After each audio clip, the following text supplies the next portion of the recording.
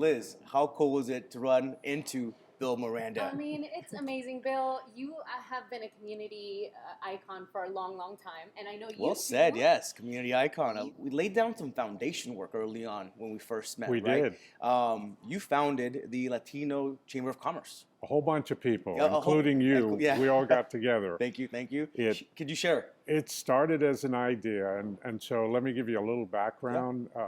I grew up in the late 50s and into the 1960s when we had to fight for everything that we got. I mean, we had to fight for equality in every way. And so having that in my mind, and also having fought the corporate wars, okay, and doing some groundbreaking in terms of allowing Latinos to work at places like IBM and Xerox.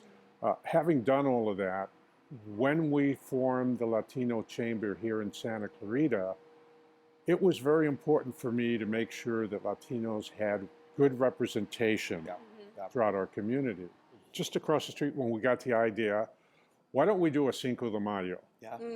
And from that, Marlon Roa, Martin Rodriguez, Henry Rodriguez, we all got together, there's some others, we all got together and said, why not?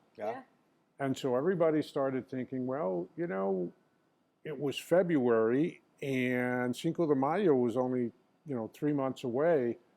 And so, not enough time, so let's plan for the following year. And Henry and I looked at each other and said, what? No. Following year? Ahora. Ahora. Yeah. I love what you just said, Bill. Why not? And why not have a seat at the table? Why not, be the first ones to start something? Why not be the first Latino mayor in Santa Clarita? Which, to me, I am so proud of you. I can't believe that you are the first Latino mayor of Santa Clarita, and I consider you a dear friend. What feelings? When people say Mayor Miranda, what feelings do you get?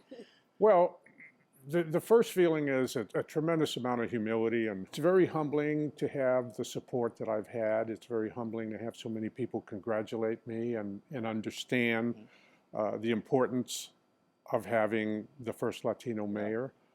So that's my first reaction. Of course, my second reaction is extreme pride, and I wish my parents were around to see this. My father always said he'd come out and visit. My father lived in New York. My parents lived in New York. They'd come out to visit, and my father would always see how involved I was in the community. And my father would always say, you ought to run for mayor. And I would always tell him, no. Well, if he were alive right now, he'd go, I told you. Right. So let's talk about that. Let's talk about your upbringing and your childhood and how all of that has shaped where you are today. I grew up in Harlem, not Spanish Harlem, Harlem. Okay. But went to military school, complete culture shock. Yeah. Okay, so going to school in Harlem, I went to a school where maybe 10% of the population was white. And then when I went to military school, 99.9% of the population was white. And it would have been 100% except that I was there. Yeah. What a culture shock, almost, right? Culture shock.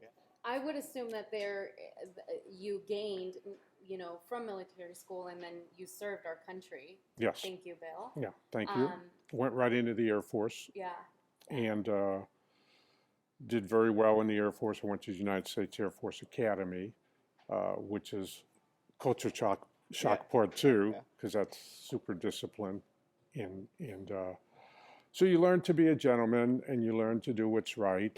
And even though my parents instilled in me real values, and I'm a spiritual guy. I grew up going to church regularly and still do.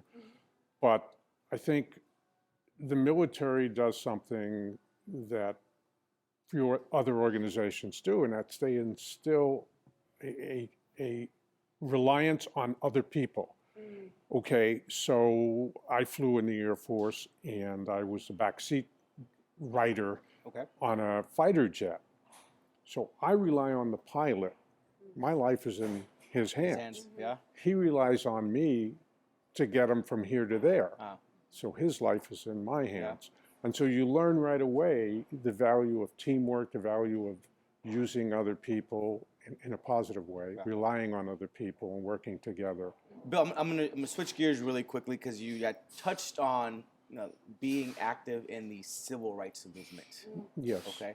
Yes. You're a trailblazer. We talk about on the show about paving the way, Yes. right? So I want to make sure that you share with us that what that experience was like for you. Okay. So in all these movements, they're the heads of the movement, the people that everybody knows. Everybody knows Cesar Chavez. Yes. Right. Yep. Yes. But please know and understand that there are thousands and thousands of people that have to do the heavy lifting, Right. if you will. Right. Okay? You have to get out. And so whether it's sitting in a restaurant, whether it's going down south and going into a restroom, and just being a ground soldier in the movement. Well, I was a ground soldier in the movement in and around New York City, in and around my military school, by the way, was in New Jersey, a nice rural community in New Jersey, okay? So I had to break ground, right? So you love my hair, right? I love it. Isn't my hair Yes. beautiful? Do you know how many barbers told me they couldn't cut my hair? Wow. Oh, wow. Wow. Just based on Just the way getting you a look. haircut. Wow. Could you imagine you and I experiencing that? Like it, for me, it's just I can't even comprehend that. Or better yet, our children. Oh, right? yeah. And I think it's really interesting to note that it wasn't that long ago. You know? Great point, That Coach. It wasn't was that long ago. not that long Yes. ago. And so we can't even imagine our boys or us having that Right. experience. Right. So yeah, thank you for Yeah. being the trailblazer and sitting down on that chair and maybe possibly saying, hey, Yeah. my money's as good as anyone else's. Right. You can cut my hair. And you And I- sit, Right? And I love what you said, Liz, about Bill being an icon because it really resembles to me and what we're trying to accomplish with Yeah. Latinx is Yes. that we truly have a seat at the table. Yeah. We have a mayor who's brown skinned, just like me, just like my little boys, just like your little boy, Yeah. and we have a seat at the table. Yeah. And that's the premise. That's what we're doing here with Latinx. Yeah. Right? So we thank you, Bill, for your time. Liz, unless you had another question for Mr. Mayor Miranda. Where do you see our legacy moving toward? What's the vision? well, I think we are working very, very tirelessly in trying to include as many people as possible in the running of our society. Okay, it's not just the running of our city, it's the running of our society. Because Yes. first Latino mayor, hey, that's cool, all right? But we have a bunch of nonprofits. Right, we have a bunch of nonprofits. We have boards on those nonprofits, and we need to have more inclusion in those boards. And because that helps to run the society.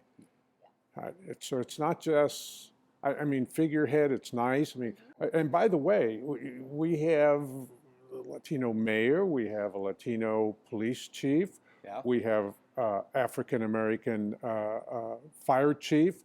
We have Latino assistant city manager. We Yes. have Latino assembly Yes, we do. representative. Yeah, We yeah. have a Latino congressman. Yes. So we're on a nice positive roll Yeah. right Yeah. now. Yeah.